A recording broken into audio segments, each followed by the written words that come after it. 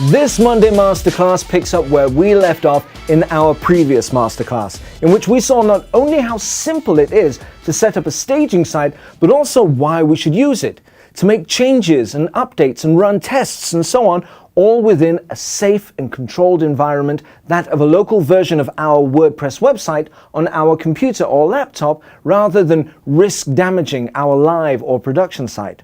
Now, since then, we've been following the comments and feedback that you've all been very kind in providing, and it's precisely because we value your input that we'll begin this week's masterclass by answering some great questions that you've raised and clarify the important points that you've brought up.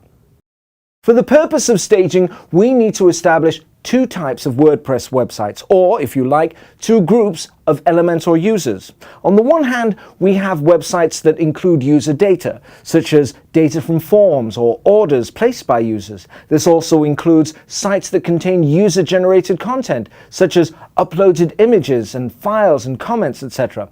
On the other hand, we have sites that only rely on the content that we, the site moderators, provide. Now, the reason we make this distinction is that we need to know whether or not we should be concerned about the data that was added to our live website while we were working on the backup version of our site in the local isolated environment.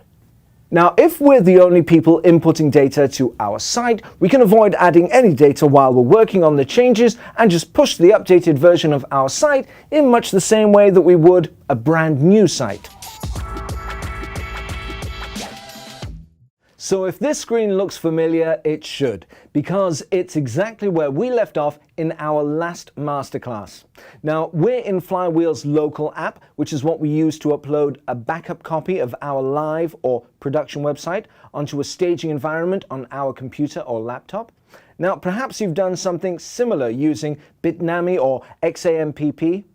For the purpose of this masterclass, we've added a menu and a header. Now, once we've finished updating and testing our site, we want to upload our new version from the local environment to the live site. The simplest way to do this is by using a migration plugin, and we'll be using one of the most popular among them, the all-in-one WP Migration plugin.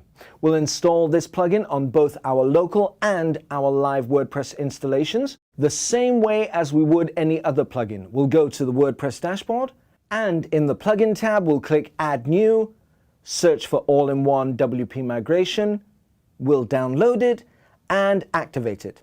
Now, with that done, we'll go to the WordPress dashboard in our local environment, and in the left menu bar, we'll click on the all-in-one WP Migration, then select Export. Now, you can go over this nice list of advanced options here and, of course, select anything that is relevant. In the settings, we'll select File and Export. Essentially, all we're doing is creating a backup of our site as it is on the local environment. And we'll just download the migration file. Once it's done, we'll go to our live site's WordPress dashboard. In the left menu bar, we'll click on All-in-one WP Migration, but this time we'll select Import, and in the settings, we'll select Import from File.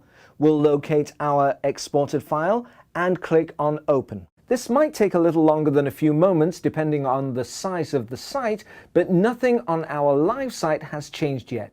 A warning will appear in case we've forgotten that doing this will overwrite everything on our live site, including comments, orders, etc. As this isn't a problem for this particular website, we can click on Proceed, and we'll just speed this up a little as the old files are replaced by the new ones. And we're done. Our new version is up and running. Not that there should be anything wrong with the site, but we'll check it because it's always better to be safe than sorry. Perfect. When it comes to our other category of WordPress and Elementor users who rely on data that comes from an external source, data that comes from the users and their subscriptions, purchase orders, even comments, there are two ways of pushing a newly updated site from the staging environment to the live site without risk of losing any data that was registered there.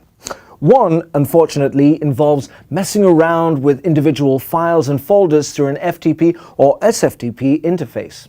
The other is through a hosting service. Now, whichever way you choose to push your site, it is extremely important to back up your live site and data before you do anything else. Remember, it's always better to be safe than sorry. Now to do this, you can use the all-in-one WP migration plugin that we just mentioned, or Duplicator or MigrateDB. Once your live site is backed up, the easiest way to push our site is through our host server. Now there are plenty of WordPress web hosting services that offer staging services, whereby a completely independent, separate environment is created on the hosting server to run all of our tests and try out our new ideas. And these include hosts such as Bluehost, SiteGround. Even Flywheel's premium hosting package includes this option. And of course, we'll be posting links to all of these and more in the show notes below. If we're honest, Bluehost is the more popular because they offer their staging service for free. But then again, you might prefer SiteGround because of their superior quality of service. This is something that we must decide for ourselves based on the size of our site and the volume of traffic. But we also need to consider the revenue that we'll need to achieve in order to cover our costs, and whether our choice will help or harm our business goals. And this is where we need to really be honest with ourselves, because if our website is also our livelihood, then hosting is not one of those places where we want to cut corners or scrimp and save.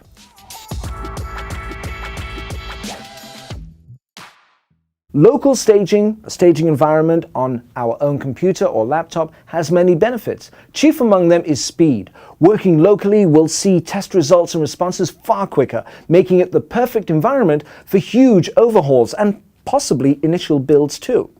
While host staging is not as fast as local staging, it is ideal for routine testing and updating because it can still handle changes to graphics, written content, updates and tests quite nicely, so long as they're not too big.